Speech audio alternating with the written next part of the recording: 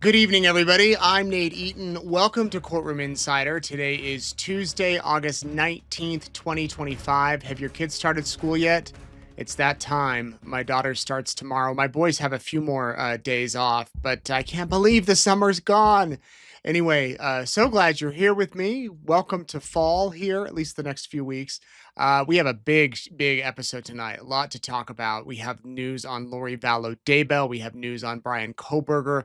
We have a brand new podcast that just dropped today that I had never heard of this case. And we have the host here, the investigative journalist who actually is bringing this podcast to life about a case that is so haunting and still has so many questions. We're going to talk to her in just a minute. So stick with us tonight. We have a lot to talk about. So glad you're here. Please let me know where you're watching from and if you have any questions in the comments below. Peggy Jepson, our comment moderator, the mommerator. She is keeping an eye on all of your comments and will bring those to me as we get to it. But speaking of getting to it, let's do it. Big news, Vallow Daybell no longer in Arizona. She is now Idaho's inmate, 153745. She was moved from Maricopa County early yesterday, meaning Monday, and she was flown actually to Idaho. Arizona paid all of the expenses.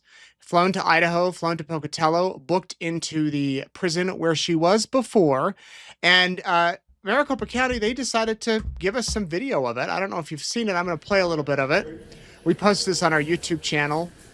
You can see Lori very happy to be walking out of there. Of course, when I interviewed her a few weeks ago, she commented that she could not wait to get to Pocatello.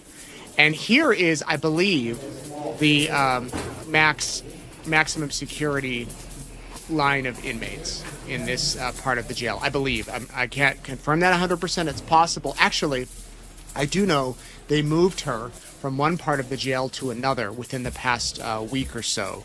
And so that wasn't her permanent cell. It was just one that they moved her to. You could see that she is highly protected, you could say. A lot of security around her. The sheriff deputies walking her out of the jail. I wish, by the way, that they would do this with every inmate. I know a lot of you don't like that they did it. I, as a media person, I think it's fascinating and helps show what goes on in the prison. Many of you asking me, how did she do her hair? How did she do her makeup? She already told me in the past that she used to be a hairdresser and she would use wet washcloths or towels or shirts and get them wet and then roll them up, and so she would curl her hair, and then she would use candy and colored pencils and other things for her makeup. So this is the last time she will be at the Maricopa County Jail. Here she is leaving the jail outside. You can see here in a moment, first of all, look, she is leg shackled, so she can't run, and then she has her handcuffs on, and in a moment here, she looks up at the sky, takes a big, deep breath of air, and I'm not quite sure if she goes, ah, that's nice, I believe is what she said. And here she goes into the car. They, of course, need to belt her in. Now, you might recall when they moved her originally from Idaho to Arizona back in 2023, they drove her.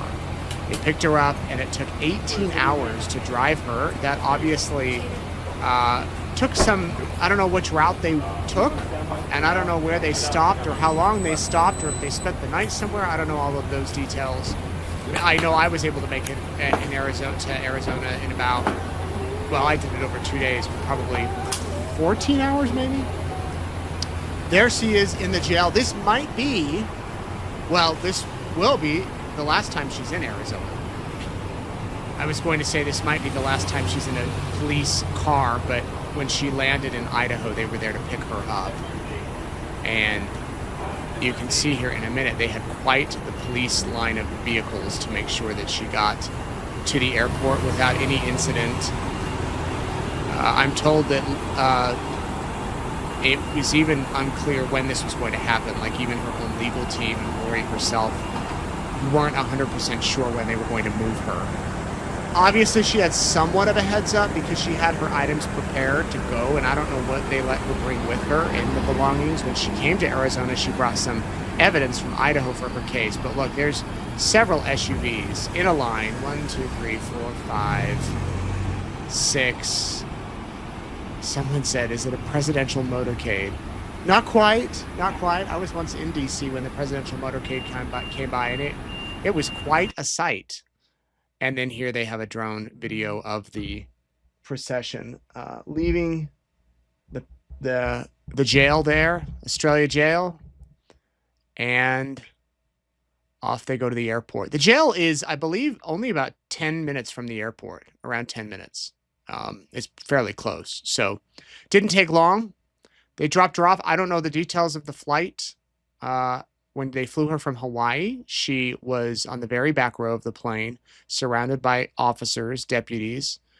She was cuffed the whole time. She was wearing normal clothes so that she didn't stand out. She had on a hoodie. And they flew her from Kauai, I believe, over to LA, then up to Seattle, then into Boise, then over to Rexburg. They took kind of not a traditional route that you would take, simply, I think, to avoid media and to go and then here she is with those deputies and getting in the car in Idaho. Those are Idaho plates, and that's at the airport, and there she goes. Gate is closed. So she's here in Idaho, in the Pocatello Women's Correctional Center, where she will stay the rest of her life. She's not leaving there, not going anywhere. She has to finish out her life sentence. Well, she says she'll be exonerated before Chad is executed, but we'll see. All right, now on to the other high-profile case in Idaho, Bryan Kohberger, and there's been some interesting developments over the past week or so, well, since we last met here.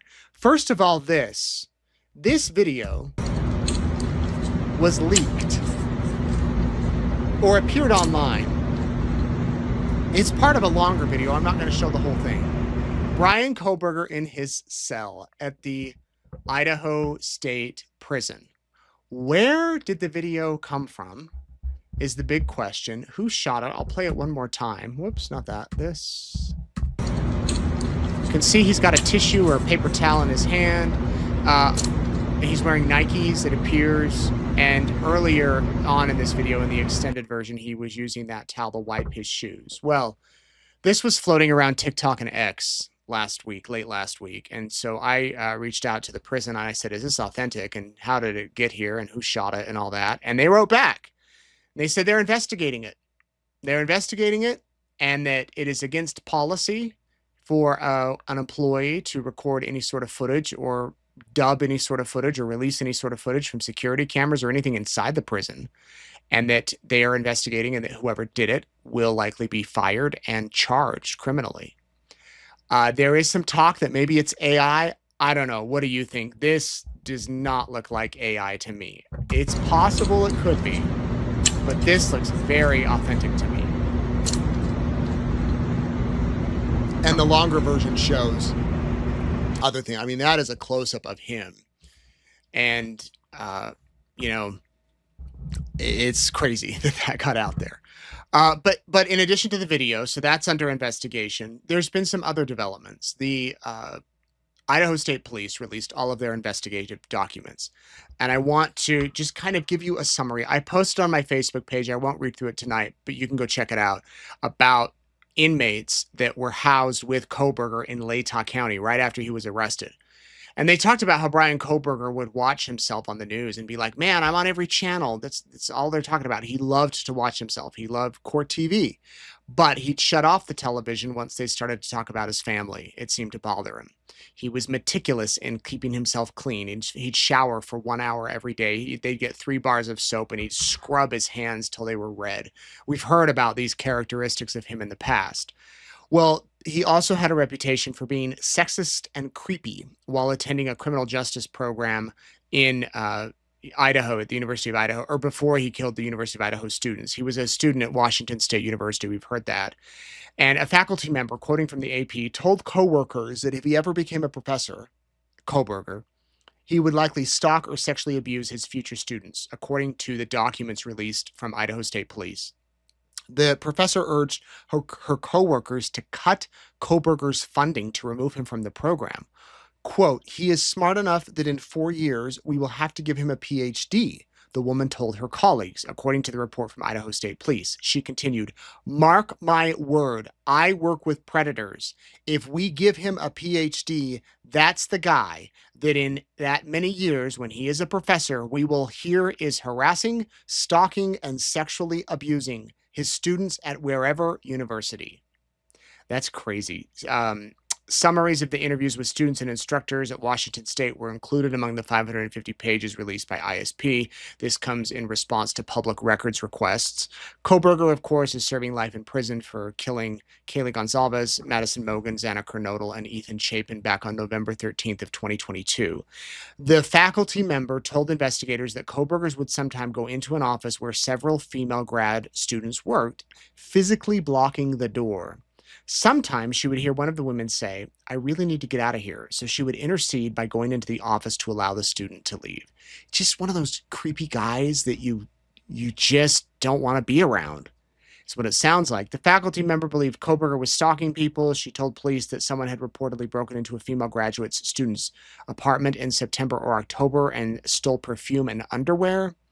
An unnamed PhD student in the same program as Kohberger told police that he enjoyed conflict, was disparaging toward women, and he especially liked to talk about sexual burglary, his field of study. Some people in the department thought he was a possible future rapist and speculated he might be an incel, she told the officer. About 3 weeks after the murders, Kohberger told the PhD student that whoever had committed the crimes he committed, quote, must have been pretty good. Idaho State Police Detective Sergeant Michael Van Leuven wrote, Kohberger also told the woman that the murders might have been a, quote, one and done type thing. The women, quote, said she had never met anyone who acted in such a condescending manner and wondered why people in power in the department did not address the behavior. The way he spoke to females in the department was unsettling. One instructor told police that she was assigned to work with him on his doctoral program. In late August of 2022, just months before the murder, she said she began receiving complaints about Kohberger. The instructor told police that she spent a lot of time speaking about Kohberger during disciplinary meetings. Quote, the meetings focused around Kohberger's interactions with fellow postgraduate students in and out of the classroom, along with his behavior around some of the criminal justice professors, according to the investigation. The school got 9 separate complaints from faculty members, administration, students, and other students about his, quote, rude and belittling behavior toward women. In response, the school held a mandatory training class for all graduate students. Many of Kohberger's fellow students and instructors did not suspect his involvement in the killings, according to police reports, but at least one fellow student noticed that his behavior changed after the murders.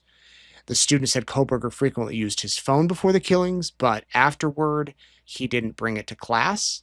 He also appeared more disheveled in the weeks after the killings, and she thought it was odd that he never participated in conversations about the Moscow deaths. She eventually called in the police tip line to report that she had seen Kohberger with bloody knuckles just prior to the killings, and his hand looked like he had been hit with something or that he had hit something or hitting something.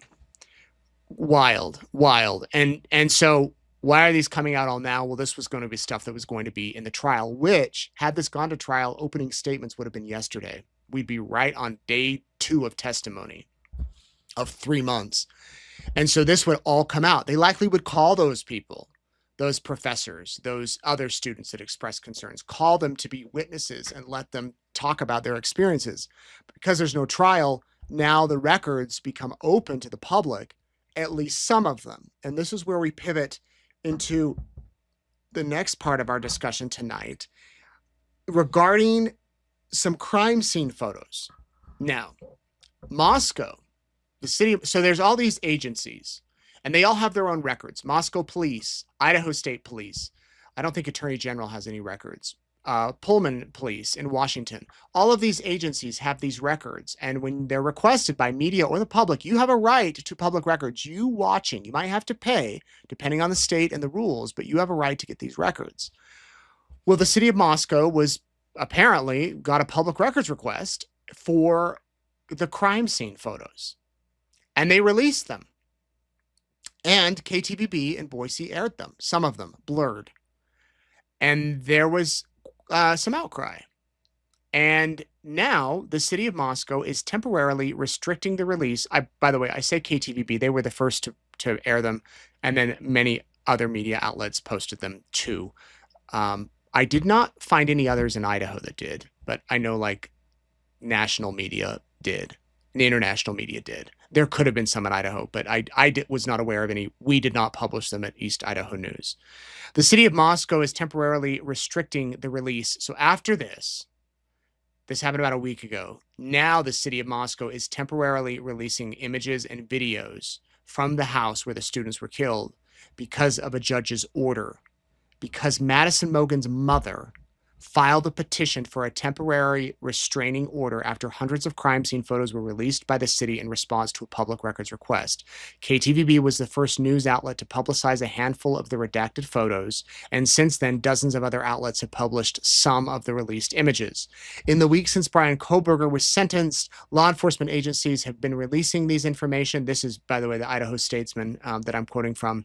On Friday, 2nd Judicial District Judge Megan Marshall issued a temporary restraining order prohibiting the city's release of any images, audio, or video depicting the inside of Mogen's bedroom, Madison's bedroom, until a hearing can be held on the injunction. The judge said that the images that have been released have not constituted an unwarranted invasion of privacy, but there are portions of videos and photos, specifically body camera footage, that haven't been released, and even if they're redacted, they could constitute an unwarranted invasion of privacy. Because of this, the city is not releasing anything until the judge decides. And the Gonsalves family, once those photos were put out there, posted on Facebook, in regards to the crime scene photos being released of Kaylee, Maddie, Ethan, and Xana, we know they are out there, but we are begging you not to share them. These pictures are extremely private and cause immense pain and trauma for all of our families. So we'll see what the judge rules. There are some cases, like in the Daybell case, Judge Boyce permanently sealed 99 or 110 of the most graphic photos, and so they'll never be out. But you think about it, some YouTuber out there, some podcaster, some TikToker could go and request all of those photos and put them all online. All of them. The blood, all of it. And legally, do they have the right? Sure. And if the judge rules about the injunction, but if not, up to that point, all the photos that the other outlets obtained, anybody could get and put them out there. So it's one of those balances of protecting the victims and their rights with the First Amendment and the rights for the media. It's a thing. Personally, I would never want to look at the crime scene photos, at least the most graphic ones. I do find sometimes that those can be interesting to learn from, to see what these suspects do, these perpetrators do. And maybe it's one of those things with time. You don't do it right away. But anyway, that's where we stand tonight on Bryan Kohberger and his case. And there's going to be more coming out on him. There is, because all of these documents are being released, and there's just so much that's coming out, and we just have to get used to it. Okay, now let's move on to a new podcast that just came out today. I want to tell you about Stolen Voices of Dull Valley. Let me read you the description. Hitchhiking was a rite of passage for teens in the 70s in the beautiful Pacific Northwest, until a charming predator turned their freedom into fear. Some managed to escape him, but police believe this good-looking stranger was responsible for the kidnapping, torture, and murders of many more young women. The grieving families of his victims refused to let their daughters and sisters be forgotten, and those who survived their run-ins with this killer lived to tell their own tales. Together, their stories paint a chilling portrait of a killer who hid in plain sight. This is the chronicle of lost girls, found strength, and the fight to shine new light on all but forgotten cases. Stolen Voices of Dull Valley is the story of a serial killer you've never heard of, and the victims and survivors you'll never forget. Here is a video preview of the podcast Stolen Voices. You always have hope that maybe it's not as bad as it seems to be. I knew I was going to die that day. You don't know what a monster looks like until it's too late. He was this young, good-looking, charismatic guy in a blue van. When he put the knife to my throat, I thought, this can't be happening to me. He ties up one lady, smacks her around, tells her not to go nowhere. She somehow managed to escape. One police officer didn't believe me. I was abducted by a serial killer. It's no big deal. There were multiple victims. Some didn't survive and some did. He'd seen a woman all bloody and tied to a tree, screaming, "Someday someone's going to find her remains." It's beyond what you would see in a horror movie. Buries her alive. She literally crawled out of her grave. I got pictures in my mind that I'll never get rid of. 6 to 18 girls, young women that disappeared. And you're like, well, that's serial killer stuff. Warren Forrest wasn't on their radar at all. From the beginning, the ball got dropped. This guy's clearly disturbed, sexual, sadistic, homicidal tendencies. If you're dangerous and you're killing people, you need to go away. He had a reign of terror for at least 4 years that nobody knows about. Cases that are 50 years old. All these families waiting for justice and waiting for answers. Being a detective is not a precise science. We're not done. All these years with all these bodies attributed to him in a no man's land. The story was going to die. No one was ever going to tell it. It has to be told. Your podcast is definitely helping push this investigation. Justice needs to be given to the voices that he silenced. Killers. You never forgive them for what they've done to your family. You gotta do the right thing, even if it pisses everybody off.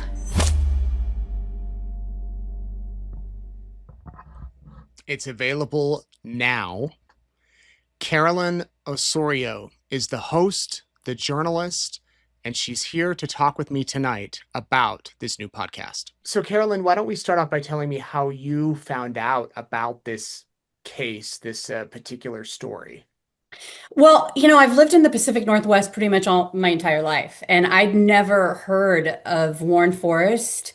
I live near Seattle, so probably about 3 hours away from Clark County, which is where this investigation takes place, these crimes take place. And so once I heard about Warren Forrest, and then I heard about Norma, she was a 15-year-old girl in 1974, and she was abducted by this guy driving this blue van, and she was sitting on the side of the road, and he asked her if if he could give her a ride home, and at first she said no, but then she said yes, and it just started this whole abduction, tying her between two trees, punching her in the face, and he left her in the woods and basically like, don't go anywhere. I'm coming back. And if you go, it's going to be worse for you.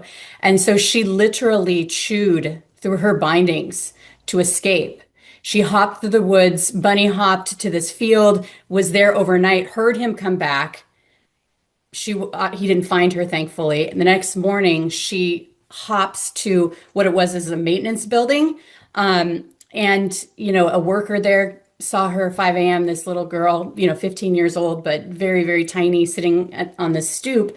And the police were called, and her story wasn't believed, And when I heard that, and then when I saw the pictures of what she looked like, rope burns on the side of her face, on her wrists, on her ankles, her, she had looked like she'd been through a horrific ordeal. He punched her in the eye, and literally the white of her eye was completely red. And so that's how I learned about the story. Was first my shock, and then anger that she wasn't believed, and I wanted to know more. And then I met Star, who, to understand this investigation, you got to start at the beginning. 1971, December 7th, her older sister, a year older, they were basically Irish twins. She told her it was around Christmas time, like I'm going to school, and they were in foster care, so they were staying with Grace, who's a woman they'd stayed there before, so it was more of a safe space than some of their other foster placements. And she said, "Tell Grace that I'll be coming home, because I only have a couple hours of school that day." And she never returned. And so Star has never given up on finding her sister. And that love for her sister is it's heartbreaking, but it's also resilient, inspirational. And she really Star has been the focal point in terms of keeping everybody together in this investigation by quietly but loudly at the same time too, letting people know that, she wants to find her sister. And even though it's been more than 50 years, she's really galvanized not only searches for her sister's case and keeping investigators on it over all this time, but then also for other victims. And this is a serial killer, Warren Forrest, who's only been convicted of 2 cases, but he's suspected of many, many more. And there's two young women who, Jamie, who is still missing, and another young woman, 14-year-old Diane Gilchrist. Their remains have never been found, and he is suspected in their murders. And were all of the victims teenage girls? Yeah, he had a type, and so they didn't start putting the pieces together until 1976, so Norma was abducted, tied between these 2 trees. 2 years later, guess what? 169 feet from where Norma had been tied between these 2 trees, they found the remains of another victim, a hiker. Her name, the victim was Krista Blake. And so that's kind of what's got him under their radar. She was killed. She was murdered by him, and he buried her in a shallow grave. And her boot was sticking out, and hikers came upon it, and they were like, whoa. And that started, not to be flip about it, but that's it started the whole thing of identifying Warren Forrest, because before that that's where this gets kind of confusing, where he was found not guilty by reason of insanity for another abduction and attempted murder, and he was sent to Western State, a mental facility. Yeah, hospital. And so then once Krista Blake's body was found, they were like realizing, wow, this is a serial killer. So you mentioned nobody believed Norma. Yeah. Did she just, I don't want to say give up, but was she just, well, I guess that's how it is? I mean, and then when these things start to happen later on, a few years later, are people looking at it like, no, maybe you should go back and talk to her because she survived this and was able to get away?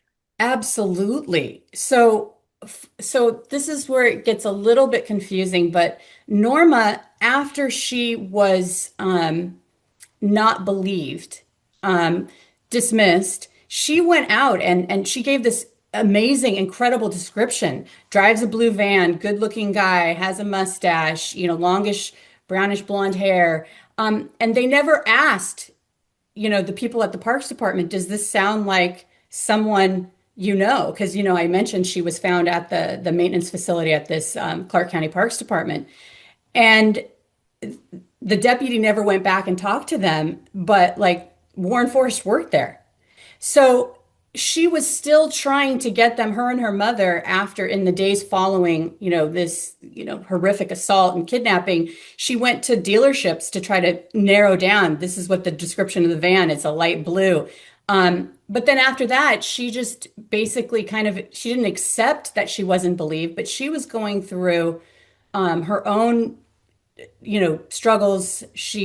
Her family life was really challenging, and you'll have to listen to the podcast to get that part of her story. But they ended up coming back to her once they realized a few months later, another young woman was abducted, and she literally crawled out of her grave, and she was believed. So that's kind of the juxtaposition of how this case 50 years old. There's just so many. It's a Trojan horse for many social issues that we are still facing today. Right. And so that's another point of entry for me of why I wanted to really go deep and long on a case like this, because you can really showcase the injustices, but then also the stories of the people who never gave up, including the investigators, the family members, the victims. You know, it just is a very dark but also very powerful story. And I just feel so fortunate to be able to have the platform to let them find. That's why we called it Stolen Voices of Dole Valley, because these voices have been stolen, and this podcast truly is a platform for people like Norma, like Star, to tell their stories and to have that time and space to be able to really go deep with it. It's, as you mentioned, it's called Stolen Voices, and by the time people are watching this interview, it's out. How many episodes can we anticipate? Okay, so we'll drop the first two today. And then it's a 9-part series. We'll also have bonus content. And what we hope is that there's people that will come forward. Maybe there's someone who has information. I mean, there's still a lot of unanswered questions, and the serial killer, Warren Forrest, is still alive. And so there's been a lot of movement in the investigation since I started working on this. The cold case unit was reinvigorated, and I was able to connect them with Paul Holes, who is a very, yeah, you're nodding, like he's like very, that's what's so great about the true crime community, is that, I see myself as kind of a facilitator. I had worked with him on a couple of other cases, interviewed him. I mean, not working with him, but like talked to him about other cases and connected him with some of the cold cases that I'd worked with in my area, which is something I love to do. I'm not an investigator. I'm not in law enforcement, but if I can connect people, that's a real wonderful thing to be able to do. So when I went to him, Paul Holes, and I said, hey, I have this case. And at that time, he's retired. And for those who don't know, Paul Holes is someone who was critical in solving the Golden State Killer case back in 2018. And that case was the very first case where investigative genetic genealogy really opened everything up. It changed everything in terms of crime fighting, how we use DNA or how they use DNA to as a crime fighting tool. So he's now working with a company called Othram, and they have the cutting edge in technology and old cases where they think there's no possible way of getting DNA, and they're able to get it. So it's a really simplistic way of describing what they do. But now he's helping Paul Holes, Clark County Sheriff's Office, facilitate all this evidence that they have. So it's really exciting. Yeah, he has helped out on a lot of other cases and has a podcast and has been at CrimeCon and really been involved in this. So you said that the suspect, not the suspect, the person that did this, the murderer, still alive. Yeah. Were you able to talk with him?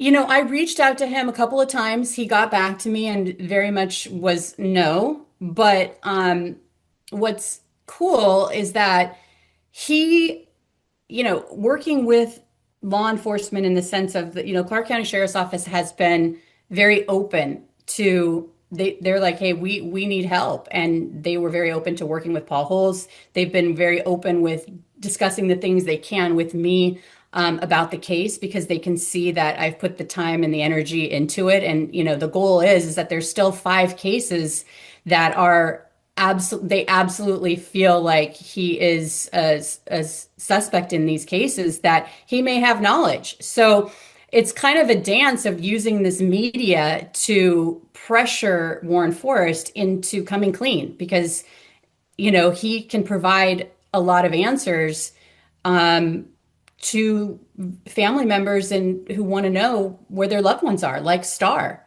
So to answer your question, he didn't respond in terms of giving me an interview, but I feel like he hopefully could respond to helping some of these families get resolution if the right levers are pressed, if that makes sense, which we'll talk more about in the show. Right. Well, and sometimes all it takes is a podcast, a docu-series, a documentary to come out. And once people get talking about it, suddenly there's a surge of tips and information that can lead to, as you said, solutions for these five families. And I don't know, do you think there could be more than the five?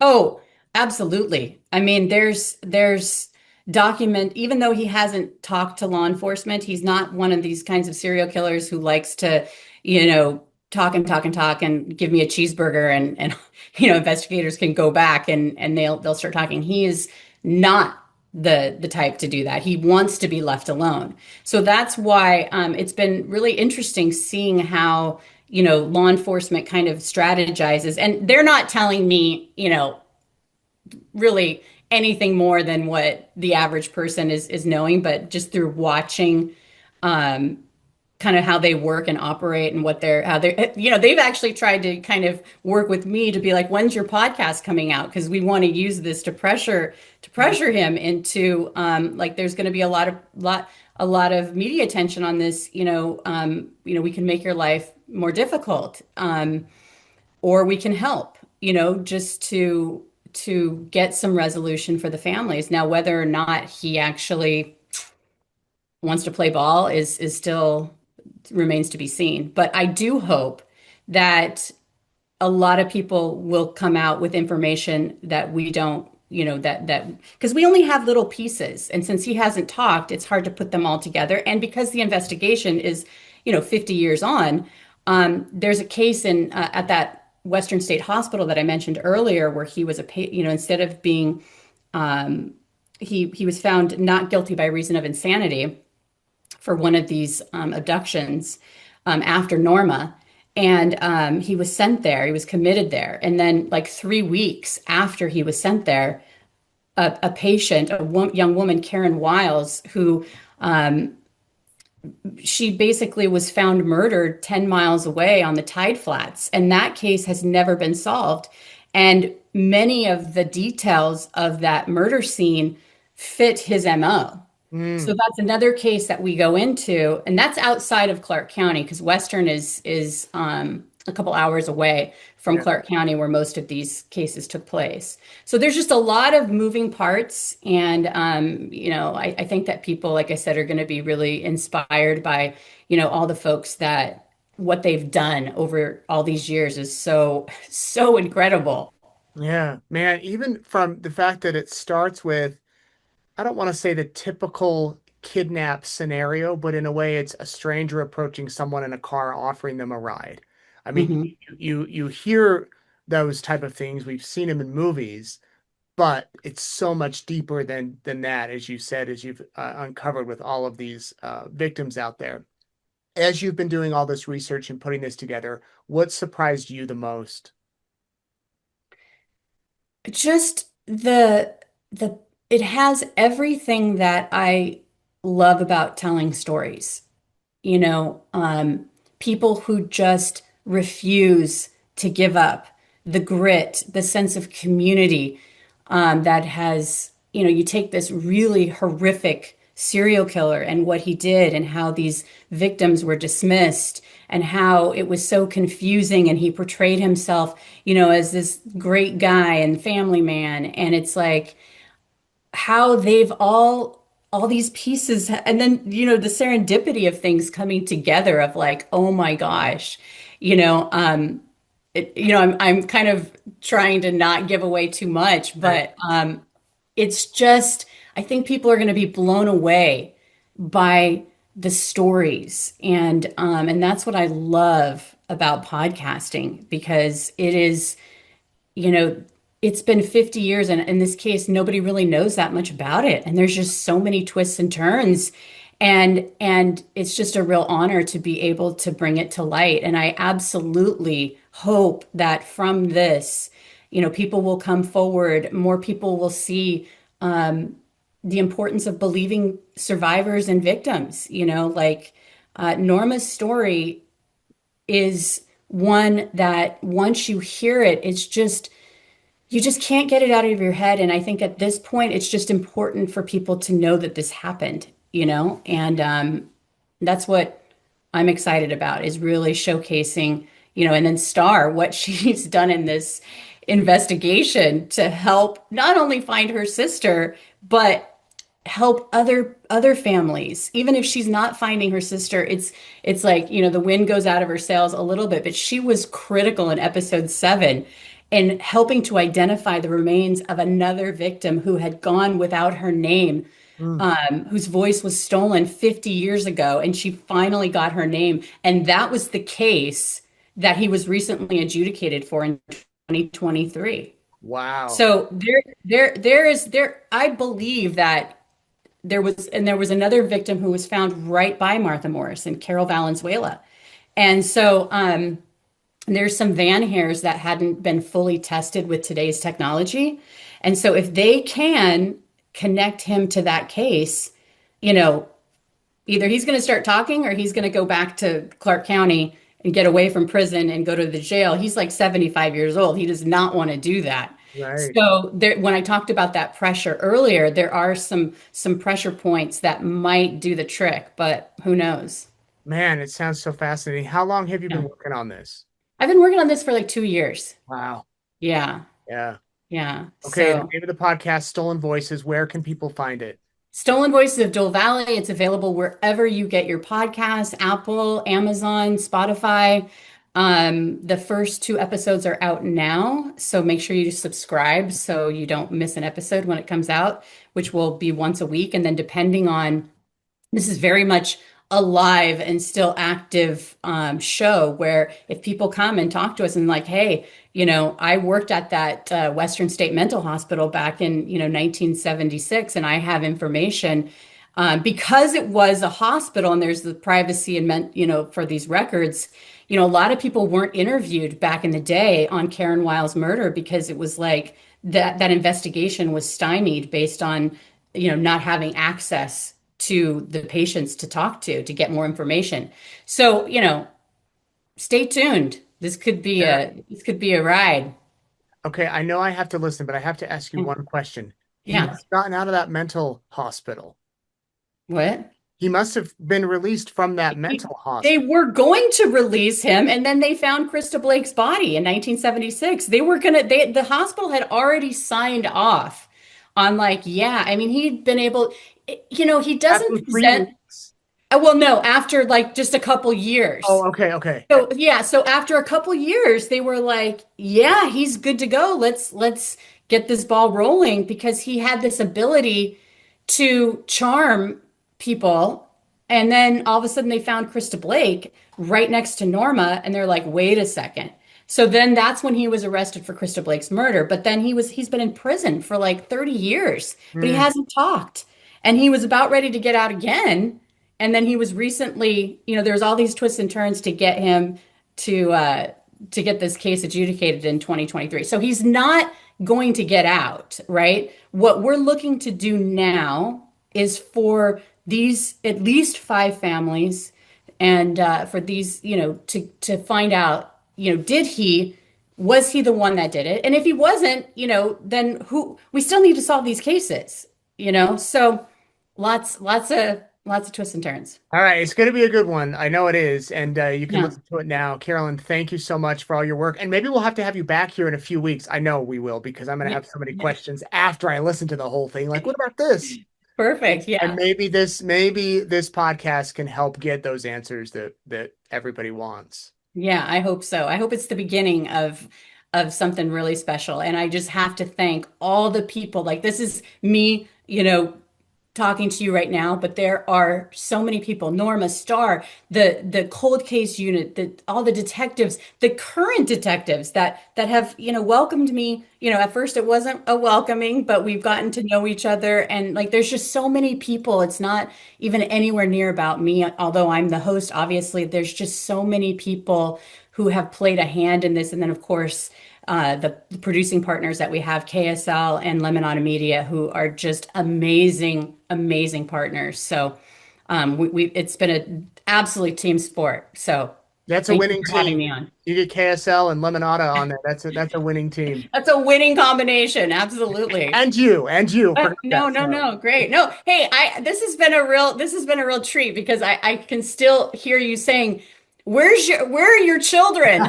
Yes, the line that I will always be known for, and I guess there's worse things to be known It for. was the perfect line. It was what everybody wanted to know. So anyway, great job. My thanks to Carolyn for talking with me. You know, KSL Podcast does some great work. If you have not listened to Cold, season 1 especially, they have more seasons than 1, but the Susan Powell case, that is the very first podcast I ever listened to in my life back in, I think, 2018, 2017. I'd never really been into podcasts. The genre was starting to develop. It was Christmas break. I needed something to listen to after our Secret Santa.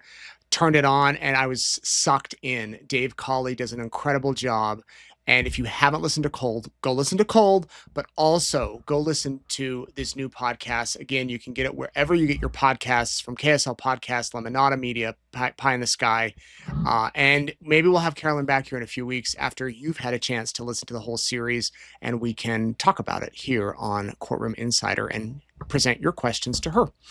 Okay, well, we have to thank newspapers.com. They have been an incredible sponsor, and I'm so excited to see them in a few weeks at CrimeCon. Newspapers.com has over 1 billion newspaper pages on their website. You can go and search and spend days and hours and weeks and months searching for things from the past.